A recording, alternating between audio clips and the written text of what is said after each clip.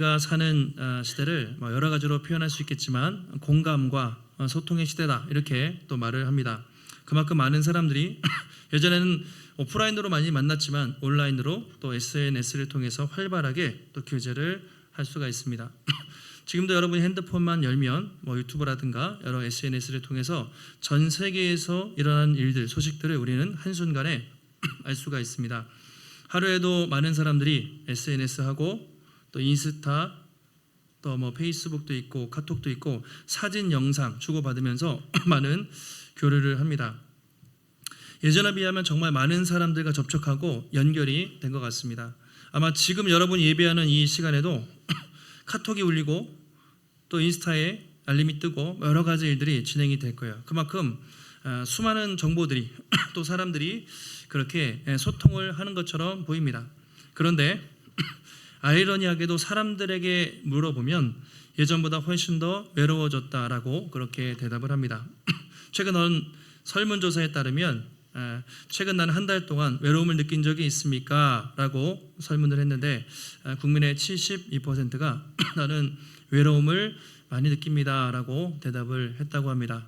우리 청년들, MZ, 젊은 친구들이 더 외로움을 많이 느낀대요. 그래서 조사를 해보니까 청년들의 42%, 그렇죠? 40% 정도가 나는 항상 외롭다, 나는 자주 외롭다라고 대답을 했다고 합니다. 우리 청년들이나 청소년들은 어른들보다 MZ들은 훨씬 더 SNS 많이 하거든요. 인스타부터 시작해서 수많은 것들을 하는데 계속 뭔가 주고받는단 말이에요. 그런데 물어보면 외롭대요. 도대체 이 외로움은 어디서 온 것인가? 그것은 여러 가지 댓글과 좋아요, 수많은 정보와 메시지들이 오고 가지만 정말 내 마음을 나눌 만한 진정한 공감이 그 속에서 이루어지지 않기 때문인 것 같습니다. 만약에 우리 주변에 정말 속 시원하게 내 마음을, 내 고민을 털어놓을 사람이 있다면 참 감사한 거죠. 때로는 가족들 중에서도, 때로는 교회 안에서도, 때로는 친구들 가운데 그런 사람, 정말 속 시원하게 마음을 털어놓고 공감해주고 또 공감을 받을 만한 그런 관계가 많이 없는 것 같아요. 만약에 여러분들이 혹시 그런 분이 있다면, 내가 정말 힘들 때 누구한테 연락해서 또는 찾아가서 정말 내 속마음을 털어놓고 얘기할 사람이 있다면 참 감사한 일인 것이죠. 이렇게 겉으로는 활발하게 교류하고 교제하고 소통과 공감이 넘치는 것 같지만 실제 사람들은 더 외롭고 또 고독함을 느끼는 것이죠. 자, 그러면 우리는 이 세상 속에서 정말 우리의 외로움, 근본적인 답답함 또는 이 고독함을 누가 해결해 줄 것인가? 오늘 이 말씀은 이 공감이 어떻게 보면 결핍된, 참된 공감이 없는 이 시대 속에서 우리에게 진정으로 공감해 주시고 우리를 아파해 주시는, 우리의 삶에 정말 관심이 있는 분이 있다는 것을 보여주고 있습니다. 바로 그분이 우리 주 예수님이시죠. 오늘 예수님은 이 사랑하는 오빠의 죽음, 사랑하는 사람의 죽음 앞에서 슬퍼하는 그들과 함께 눈물 흘리시고 공감을 해주십니다. 예수께서 눈물을 흘리시더라. 짧은 문장이죠. 성경에서 가장 짧은 문장이에요. 예수께서 눈물을 흘리시더라. 이 말씀은 아주 짧은 문장이지만 그 당시 슬픔에 빠진 사람들에게 너무나 큰 위로가 되었을 것입니다. 오늘 말씀을 통해서 이 외롭고 공감이 없는 이 시대 속에서 누가 우리를 정말 공감해주고 누가 우리에게 진정한 위로자가 되시는가, 오늘 말씀을 통해서 함께 살펴보도록 하겠습니다. 자, 지난주에 말씀을 잠깐 떠올려 보시면 앞서 예수님은 마르다와 대화를 하셨습니다. 예수님이 나사로가 죽은 지 4일이 지나서 베다니에 오셨을 때 마르다는 그 얘기를 듣고 어떻게 좀 막 달려나가서 예수님을 맞았고 마리아는 집에 가만히 앉아 있었습니다. 예수님께 막 나아가서 이렇게 물었습니다. 이렇게 이야기했습니다. 만일 주님이 여기 계셨더라면 내 오빠가 죽지 않았을 텐데요. 참 아쉽고 서운하고 안타까운 마음을 표했습니다. 그때 예수님이 뭐라고 하십니까? 네 오빠가 살아나리라. 그러면서 나는 부활이요 생명이니. 자, 암송 구절이죠. 그 다음 뭐죠? 나를 믿는 자는 죽어도 살겠고 우리를 살아서 나를 믿는 자는 영원히 죽지 아니하리라. 그 말씀을 주님이 하셨습니다. 그렇게 이제 마르다와 대화가 끝났어요. 그리고 마르다가 딱 집에 왔어요. 그래서 마리아, 내가 예수님을 만났는데 예수님이 너를 부르신다. 빨리 가봐. 이렇게 얘기가 된 거예요. 그래서 마리아가 그 얘기를 듣고 너무 신나서, 물론 이제 슬프지만 급히 뛰어나갔다고 돼 있어요. 그러니까 뭔가 그래도 주님이 오셨다는 반가운 마음에 그 마을 거기까지 그렇게 따라 나간 것이죠. 그때 조문객들이 마리아가 오빠 나사로 통곡하러 가는구나, 그렇게 착각을 하고 같이 따라 나가는 장면이 오늘 말씀에 나오고 있습니다. 어쨌든 여기까지 보시면 여느 다른 장례식과 다를 바 없습니다. 장례가 진행되고 있고 슬픔에 빠져 있고 함께 통곡하러 가는 그런 상황을 보여주고 있습니다. 자, 그런 상황에서 그래도 마리아는 주님이 오셨으니까 슬프지만 좀 기대감 또는 안도감, 그런 마음이 있었던 것 같아요. 주님께 나아가서 이렇게 이야기를 합니다. 32절인데요.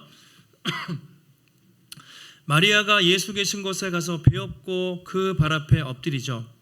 주께서 여기 계셨더라면 내 오라버니가 죽지 아니하였겠나이다 하더라.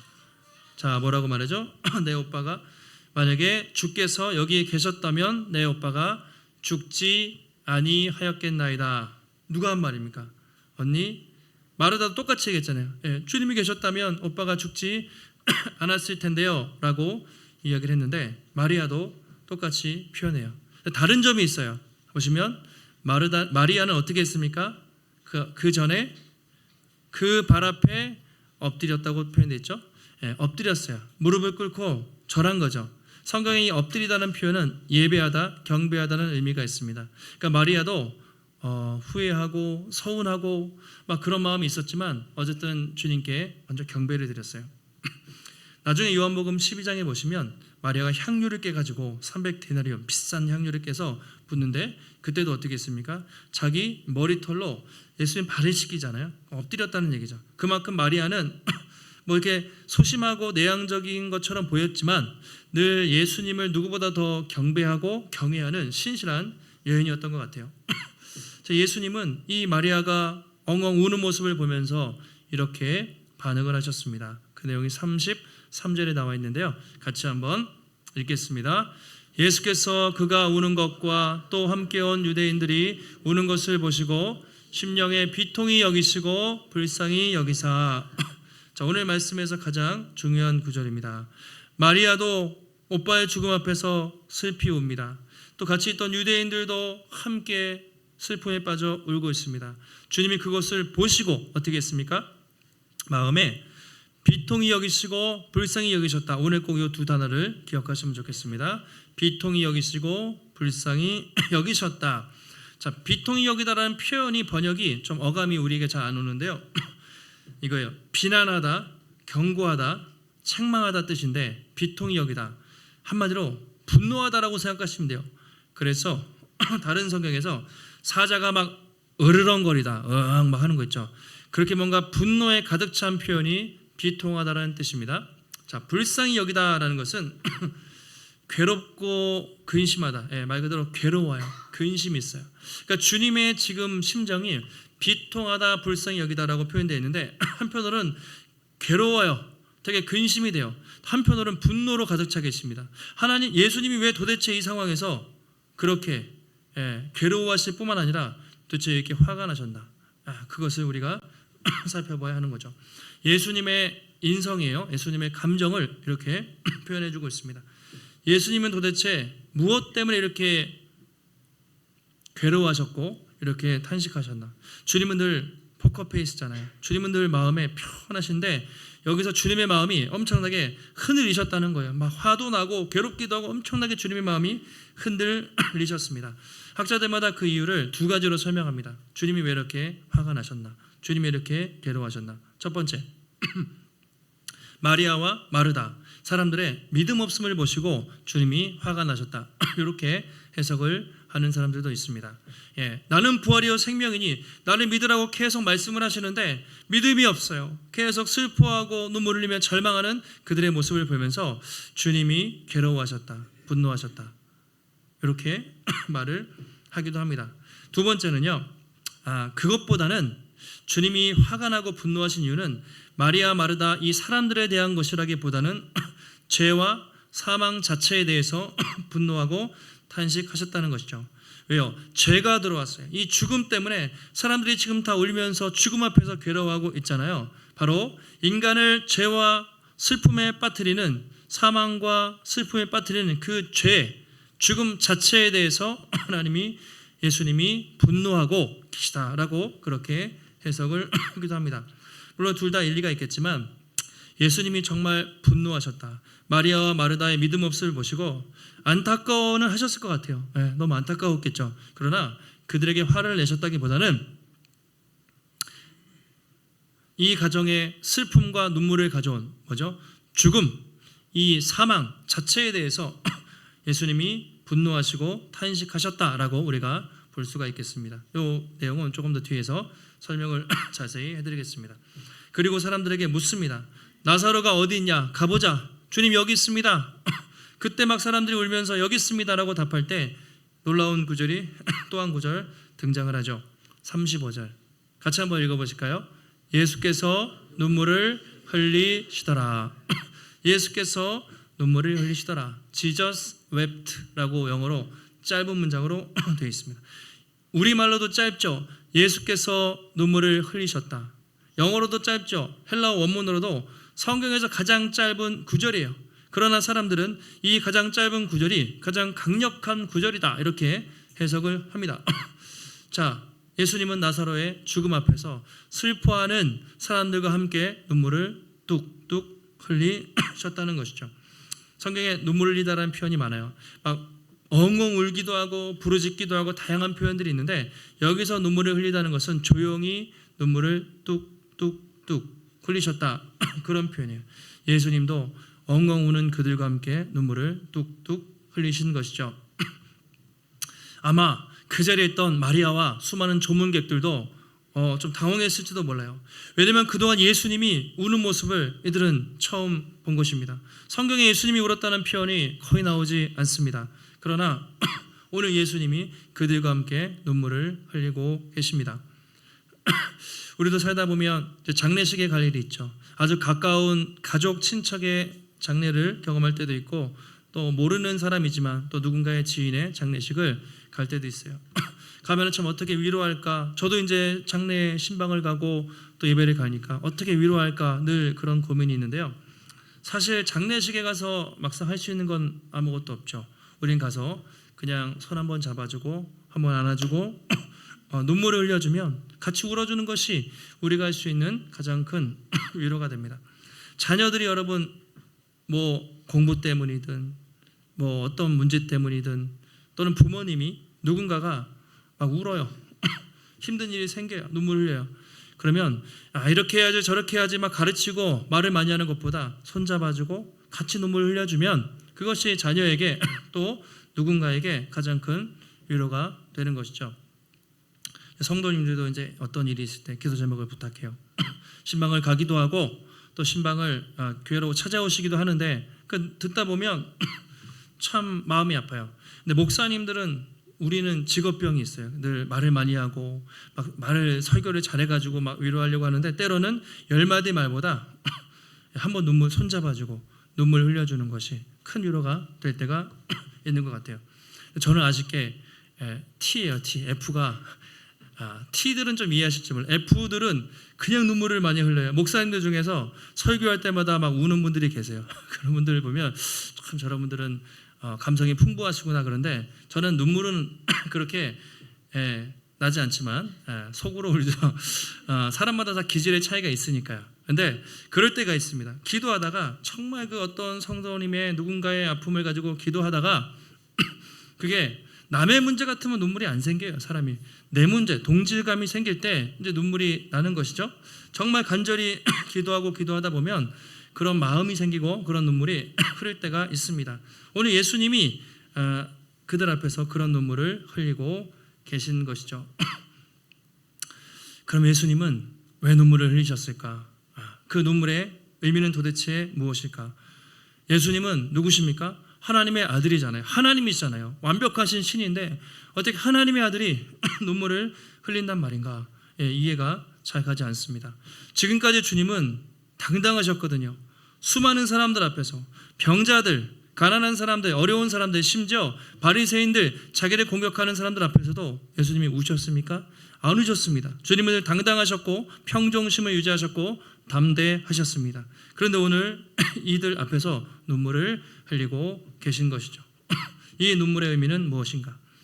적어도 나사로의 죽음 때문에 슬퍼서 우는 건 아니에요. 왜냐하면 마리아 마르다 입장에서 오빠가 죽어서 슬퍼서 울겠죠. 근데 예수님은 그 나사로를 1시간 뒤면 살리시잖아요. 나사로가 살아날 것을 알아요. 그래서 예수님은 나사로가 죽어서 오는 건 절대 아닙니다. 그러면 왜 오셨는가? 그것은 바로 죽음 앞에서 무기력한 마리아와 마르다, 자기의 사랑하는 그 인간들이 죽음 앞에서 슬퍼하는 그 무기력한 모습을 보면서, 또 마리아가 오빠의 죽음 앞에서 슬퍼하고 아파하는 것을 보면서 흘리는 공감의 눈물이었던 것이죠. 예수님의 공감의 눈물이었습니다. 이것은 예수님의 인성을 보여주는 거예요. 예수님은 하나님의 아들로서 완벽하시고 절대로 울 일이 없어요. 사실은 안 우셔도 되지만 인성이 있습니다. 그래서 우리와 똑같이 아파하시고 기뻐하시기도 하시고 슬퍼하시기도 하시고 배고픔도 느끼시고 눈물도 흘리시는 인성을 가지신 분이다라는 것을 오늘 말씀이 보여주고 있습니다. 그 성경에 예수님이 눈물 흘렸다는 표현이 2번 더 나옵니다. 오늘 말씀 말고 2번 더 있는데요. 한 번은 누가복음 19장에 보시면 예수님이 예루살렘에 딱 입성을 해요. 호산나 막 하겠죠. 그런데 결국 이 사람들이 예수님을 십자가에 못 박잖아요. 그리고 예루살렘은 결국 심판당하거든요. 그래서 이런 표현이 있습니다. 예수께서 예루살렘에 가까이 오셔서 그 도시를 바라보면서 눈물을 흘리셨다. 멸망받을 이 성읍, 하나님의 택한 시온 예루살렘이잖아요. 그런데 하나님께 불순종해서 결국 멸망당할 이 백성들의 미래를 보면서 주님이 안타까운 마음으로 예루살렘을 보면서 눈물을 흘리셨다라고 기록이 되어 있습니다. 또 한 가지 히브리서 5장에 있는데요. 이것은 예수님이 겟세마네 동산에서 십자가에서 돌아가시기 전날 밤에 기도했던 그 상황을 보여주고 있습니다. 같이 한번 우리 앞에 보시고 한번 읽어보실까요? 그는 육체에 계실 때 자기를 죽음에서 구원하실 이에게 심한 통곡과 눈물로 간구와 소원을 올렸고 그의 경건하심으로 말미암아 들으심을 얻었느니라. 그렇게 말하고 있습니다. 육체에 계실 때 자기를 죽음에서 능히 구원하실 하나님께 어떻게 해요? 심한 통곡 그리고 눈물 그리고 간구와 소원을 올렸다라고 말하고 있습니다. 예수님도 십자가 지시기 전날 밤에 그 고통과 두려움, 인간적인 아픔 때문에 통곡과 눈물을 흘리셨다라고 그렇게 말하고 있습니다. 예수님은 하나님의 아들로서 완전한 신성을 가진 분이지만 우리와 똑같은 인성도 가진 분이라는 것을 보여주고 있습니다. 이것이 우리에게 좀 위로가 되죠. 왜냐하면 하나님이 인성이 없었다면, 신이시기만 했다면 인간의 우리의 아픔과 고통을 어떻게 이해하시겠어요? 그런데 주님은 인성을 가지신 분이셨습니다. 많은 사람들이 하나님과 예수님에 대해서 좀 오해하는 경향이 있어요. 하나님은 신이신데, 완벽한 분인데 어떻게 우리의 아픔을 이해하실까? 피도 눈물도 없는 인간의 연약함과 아픔을 공감하지 못하는 분으로 우리가 오해하는 경향이 있습니다.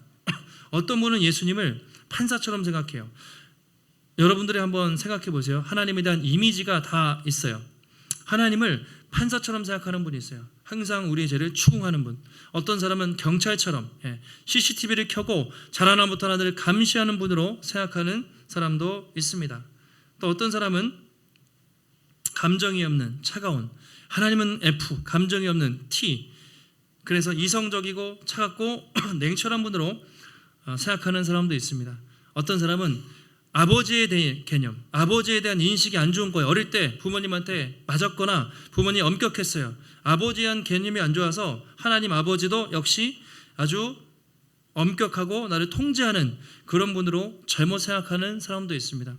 또 어떤 분은 하나님은 조건적인 사랑을 주시는 분, 우리가 잘하면 칭찬하지만 못하면 혼내고 회초리를 드는 그런 분으로 잘못 생각하는 경향도 있어요. 그러나 성경을 보시면 하나님은 그렇지 않습니다. 예수님은 우리가 고난당하고 아파하고 힘들어할 때 차갑고 냉소적인 분이 아니죠. 야, 그거밖에 못하냐? 맨날 죄를 짓고 별것도 아닌 걸로 왜 힘들어하니? 라고 정죄하고 판단하고 비난하는 분이 아니라 우리가 힘들 때 그래 정말 힘들지, 우리가 힘들고 아파하는 그 현장에서 보이지 않지만 우리의 손을 잡고 함께 아파하며 눈물 흘리시는 하나님이라는 것을 보여주고 있습니다. 그것이 히브리서 4장 15절 16절에 이렇게 표현되어 있습니다. 우리에게 있는 대제사장 예수님이죠. 예수님은 우리의 연약함을 동정하지 못할 뿐이 아니고 모든 일에 우리와 똑같이 시험을 받으신 이로되 죄가 없다, 그렇게 말하죠. 예수님은 우리 연약함을 동정 못하는 이가 아니에요. 똑같이 시험을 받으셨기 때문에 광야에서 40일 동안 줄이고 굶주리셨고 슬픈 일 있었고 또 괴로운 일 다 당하셨기 때문에 우리 아픔을 동정하세요. 차이는 죄가 없으시다는 것 뿐이죠. 16절, 그러므로 우리는 긍휼하심을 받고 때를 따라 돕는 은혜를 얻기 위하여 은혜의 보좌 앞에 담대히 나아갈 것이다 라고 말하고 있습니다. 이 말이 무슨 말이냐면 우리는 성부 하나님께 나아갈 길이 없어요. 방법이 없어요. 그분은 거룩하시고 우리는 죄인이기 때문에. 그러나 중보자, 우리의 아픔을 동정하시고 기억하시는 예수님이 중간에 계시기 때문에 우리는 그를 힘입어서 은혜의 보좌 앞에 탐대해 나아가 하나님을 예배하게 되는 것이죠. 그래서 오늘도 우리가 우리 아픔을 공감하시는 주님이 계시기 때문에 그분을 의지하여 하나님께 나아가는 것입니다. 또 한 가지 우리가 꼭 기억하실 것은 예수님은 우리 아픔에 공감만 하시는 분이 아니라 아까 분노하셨다 그랬죠. 거기서 이유가 나와요. 인간의 죄와 또 이 죽음에 대해서 철저히 분노하시는 분입니다. 마리아가 우는 것을 보고 비통히 여기셨다, 이 말뜻은 진노하셨다, 경노하셨다는 거예요. 도대체 예수님이 왜 그렇게 화를 내셨는가? 그것은 예수님이 죄와 사망 권세를 보고 경노하신 거예요. 우리 아픔에 공감하시는 것뿐만 아니라 이 땅을 지배하는 죄와 사단의 세력, 이 죽음의 권세에 대해서 예수님이 경노하시고 싸우기로 작정을 하시는 것이죠. 사람들은 이렇게 생각합니다. 죽는 것은 필연적이라고 생각하죠. 자연 현상이라고 생각해요. 인간은 태어나면 언젠가 죽는다, 그렇게 생각합니다. 죽음을 운명처럼 생각하고 삽니다. 근데 성경은 그렇게 말하지 않습니다. 죽음은요, 자연현상이 아닙니다. 원래 인간에게 죽음이 없도록 창조가 됐습니다. 에덴 동산에서 선악과를 따먹지 않았다면 생명나무 아래서 영생을 했을 거예요. 그런데 아담과 하와가 따먹고 타락함으로 하나님과 관계가 깨졌어요. 그러면서 죄가 들어왔습니다. 그러면서 죽음이 들어온 거예요. 그때부터 이 죽음이라는 것은 인간 세상을 지배하기 시작한 것입니다. 그러니까 죽음은 자연현상이 아니에요. 철저히 인간의 죄 때문에 들어온 것입니다. 그래서 예수님은 지금 이 순간에 인간을 괴롭히고 있는 이 죄와 죽음 자체에 대해서 분노하는 것입니다. 그리고 이 죄를 향해 꾸짖고 계신 것입니다. 그리고 죄와 사망에 맞서 싸울 준비를 하신 거예요. 그래서 지금 주님이 마치 사자가 으르렁거리는 것처럼 화를 내고 계십니다. 어떤 사람은 이 예수님의 감정을 죄와 사망에 대해서 선전포고를 했다, 이렇게 표현을 했어요. 선전포고. 이제 내가 죄를, 죽음을 박살내겠다, 주님 이런 심정으로 지금 서 계신 거예요. 다음 주에 보시면 알겠지만 예수님이 무덤에서 썩어서 냄새가 나는 그 나사로 앞에 가서 어떻게 하십니까? 문을 열어라 그러면서 기도하십니다. 그리고 큰 소리로 외치시죠. 뭐라고요?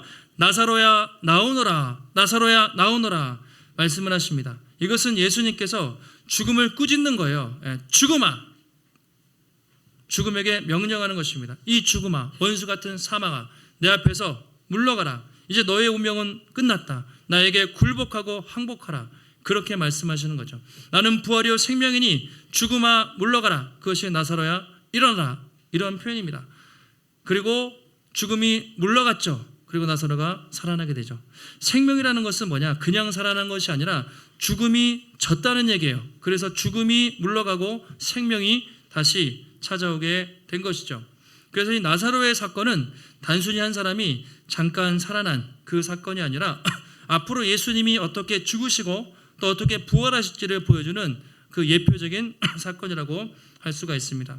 예수님은 단지 우리 아픔에 공감만 하시는 분이 아니에요. 눈물만 흘려서는 우리가 구원을 받을 수 없습니다. 예수님은 그 사망과 죄의 권세를 친히 굴복시키기 위해서 하늘 보좌 우편에 버리고 이 땅에 내려오신 것이죠.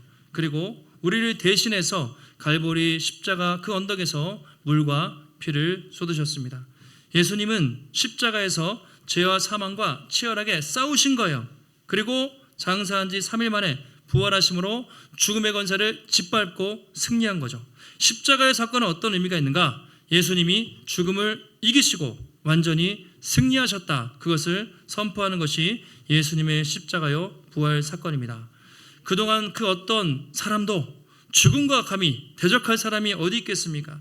그 어떤 존재도 그런 사람은 없었습니다. 그런데 예수님이 오셔서 죽음에 대해서 화를 내셨어요. 죽음에 대해서 경고하셨고 죽음을 짓밟으심으로 영원한 생명을 주시고 완전한 승리를 이루셨고, 주님이 승리하셨기에 우리가 승리했고 또 영원한 생명을 얻게 된 것입니다. 그래서 바울이 고린도전서 15장에서 이런 표현을 합니다. 고린도전서 15장을 보면 아주 담대하게 표현하고 있는데요. 맨 나중에 멸망받을 원수는 뭐라고 되어 있죠? 사망이라. 마지막에 주님이 오시면 사망은요 완전히 끝나요. 예. 사망은 원래 있는 게 아니에요. 세상에 없었던 거예요. 죄 때문에 들어온 것인데 지금은 죄가 지배하고 있지만 십자가에서 한번 꺾으셨고 주님이 다시 오시면 이 사망이라는 것 자체가 없어지는 그런 세상이 온다. 맨 나중에 멸망받을 원수는 사망, 죽음 자체다. 그러면서 55절에 이렇게 표현해요. 같이 한번 읽어보실까요? 사망아 너의 승리가 어디 있느냐? 사망아 내가 쏘는 것이 어디 있느냐? 자, 이거는요 당당하게 바울이 이 죽음아 꺼져라 이런 거예요. 너의 승리가 어디냐? 예수님이 십자가에서 죽음을 다 짓밟아 놓으셨기 때문에 너는 죽었어. 사망은 더 이상 의미가 없다. 너의 쏘는 화살, 이게 이제 원어 독침인데요. 독침이 어디 있냐? 인간을 쏘는 모든 죽음과 사망의 권세는 이제 예수 그리스도 안에 다 끝나버렸다라는 것을 선포하면서 사망에게 약 올리고 있는 거예요. 그만큼 예수님이 십자가에서 완전한 승리를 거두셨다라는 것을 선포하고 있습니다. 여러분, 우리가 이 말씀을 믿는다면, 정말 예수님이 십자가에서 죽음을 이기셨다는 것을 우리가 확신한다면 우리는 영원한 생명을 얻었고 더 이상 죽음이 우리를 지배할 수 없습니다. 더 이상 죽음이 우리를 흔들 수 없고 더 이상 죽음을 두려워할 필요도 없는 것입니다. 우리는 영원한 생명을 얻었기 때문입니다. 자, 요한계시록을 보시면 사도 요한이 마지막에 있을 더 완전한 확실한 승리의 모습을 계시록에서 보여주죠. 7장에 이런 내용이 있습니다. 천국의 잔치가 이제 벌어진 거예요. 그러면서 그들이 하나님의 보좌 위에 있고 또 그의 성전에서 밤낮 하나님을 섬기매 보좌에 앉으신 이가 그들 위에 장막을 치시는데 다시는 줄이지 않고 목마르지 않고 해나 아무 뜨거운 가운데 상함도 없으리니 이는 보좌 가운데 계신 어린 양이 그들의 목자가 되사 생명수 샘으로 인도하시고 하나님께서 어떻게 해요? 그들의 눈에서 모든 눈물을 씻어 주실 것입니다. 그때는 어둠이 없는 거예요. 해도 필요 없어요. 주님이 찬란하게 빛나고 계시기 때문에 모든 눈물을 닦아주는 그날이 있을 것이다. 21장 새하늘 새 땅 마지막에 정말 마지막에 세상이 회복되었을 때 어떤 모습인가를 잘 보여주고 있습니다. 같이 한번 우리 4절 말씀을 함께 읽겠습니다. 모든 눈물을 그 눈에서 닦아 주시니 다시는 사망이 없고 애통하는 것이나 곡하는 것이나 아픈 것이 다시 있지 아니하리니 처음 것들이 다 지나갔음이로라. 아멘. 마지막 때 어떻다고요? 일단 모든 눈물을 다 닦아줍니다. 우리가 이 땅에서 겪었던 아픔과 고난과 슬픔, 한숨 모든 눈물을 다 닦아주시고 뭐가 없습니까? 죽음이라는 게 없는 거예요. 새하늘 새 땅에서는 지금은 죽음이 존재해서 죽지만 죽음이 없어져요. 아예. 그러니까 애통하는 것, 곡하는 것, 아픈 것, 슬픔이 없죠. 그 영원한 세상이 우리에게 기다리고 있다. 이것이 우리가 마지막에 누리게 될 승리의 모습입니다. 사랑하는 성도 여러분, 지금 여러분의 삶에 어떤 아픔과 눈물이 있습니까? 가족의 문제 때문에 또는 자녀의 문제 때문에 원치 않는 계속되는 질병 때문에 또 학생들은 공부 때문에 스트레스 받고 또 취업과 결혼, 청년들은 취업과 결혼 때문에 인간관계의 어려움, 직장에서의 어려움, 물질의 문제, 불확실한 미래에 대한 두려움 우리에게 있습니다. 그러나 우리가 기도하고 또 하나님께 부르짖어도 침묵하시는 것 같은 이 고난이 끝나지 않은 것처럼 느껴질 때도 있습니다. 그러나 여러분, 우리가 꼭 기억하실 것은 하나님은 우리의 아픔에 공감하시고 고난을 피하게 하지는 않으실 수 있어요. 그러나 그 고난 한복판에서 우리의 손을 잡으시고 우리와 함께 눈물을 흘리는 분이십니다. 힘들고 어려울 때마다, 외롭고 아무도 나를 공감할 수 없어 라는 생각이 드실 때마다 우리를 위해서 대신 십자가 지신 그 주님을 바라보시기 바랍니다. 십자가는 주님이 우리를 얼마나 공감하시는지 몸으로 보여주신 것입니다. 너는 혼자가 아니야. 내가 너와 함께한다. 내가 너를 위해 죽었어. 그리고 내가 세상 끝날까지 너와 항상 함께할 것이다. 그 말씀을 기억하게 되는 것이죠. 그리고 언젠가 천국에서 모든 눈물 다 닦아주시고 눈물이 없는 그 세상이 우리에게 있을 것을 우리가 기대하는 것입니다. 지금 여러분이 어떤 상황에 있든지 또 앞으로 살다 보면 한숨 나오죠. 또 눈물이 나와요. 그런 세상을 살겠지만 언제나 우리 아픔에 공감하시고 또 함께 하시고 죄와 사망 권세를 이미 승리하신 그 승리의 주님을 바라보며 담대하게 걸어가시기를 바랍니다. 또 하나님은 우리가 서로의 아픔에 공감하기 원해요. 나만 공감하는 것이 아니라 아프고 힘든 사람들 같이 공감하기 원합니다. 즐거워하는 자들과 함께 즐거워하고 우는 자들과 함께 울라. 이게 성경의 정신이에요. 즐거워할 때 함께 기뻐하는 것이고 우는 자들과 손잡고 함께 우는 것이 교회요 공동체입니다. 여러분, 혹시 주변에 가족 중에 또는 교회 성도들 중에 또는 사랑방 식구 중에 이웃들 중에 친구 가운데 또 힘들고 어려움 가운데 있는 사람이 있다면 주님의 마음으로 그들을 품고 공감하시고 손잡아 주시고 기도하며 함께 눈물 흘리며 아름답게 또 세워가는 복음의 숲에 우리 귀한 성도님들 또 귀한 믿음의 공동체가 되시기를 예수님의 이름으로 축원합니다. 하나님, 오늘도 우리에게 거룩한 주여 허락하시고 주님의 귀한 말씀 깨닫게 하시니 감사를 드립니다. 주님은 죽음 앞에서 아무것도 할 수 없는 무기력한 또 그들과 함께 눈물을 흘리셨을 뿐만 아니라 죄와 사망 권세를 꾸짖고 승리하심으로 영원한 생명을 주신 그 주님이신 줄 믿습니다. 우리도 이 땅을 살아가면서 때로는 한숨 짓고 또 눈물이 날 때가 있습니다. 그러나 그때마다 우리와 함께 아파하시고 눈물 흘리시고 공감하시는 주님을 바라보게 하시고 주님 공감하실 뿐만 아니라 십자가에서 죽음을 이기신 그 승리의 주님이 우리와 함께 하시고 언젠가 우리도 그 승리에 동참할 것을 믿고 이 땅을 살아갈 때 하나님 어떤 상황에도 낙심하거나 흔들리지 않고 담대하게 주님만 바라보며 걸어갈 수 있도록 인도하여 주시옵소서. 또 우리 주변에 한숨 짓고 눈물 흘리며 또 하나님 위로가 필요한 영혼들에게 찾아가서 주님의 그 사랑을 전하며 함께 손잡고 기도하며 눈물 흘려줄 수 있는 아름다운 믿음의 공동체가 될 수 있도록 하나님 붙잡아 주시옵소서. 오늘도 주 앞에 나올 때 우리의 마음과 정성을 다해 귀한 예물 드립니다. 하나님, 드려진 손길마다 축복하시고 귀하게 여기시고 우리 인생의 모든 것이 주님의 것입니다. 주의 나라 위에 우리의 모든 것을 드리며 살아갈 때 하나님 모든 것을 채우시리라 약속하신 주님, 궁핍함이 없게 하시고 날마다 필요를 채우시고 베푸는 삶을, 넉넉한 삶을 살아갈 수 있도록 하나님 붙잡아 주시옵소서. 한 주간도 승리케 하시기를 간구하오며 존귀하신 예수님의 이름으로 기도하옵나이다. 아멘.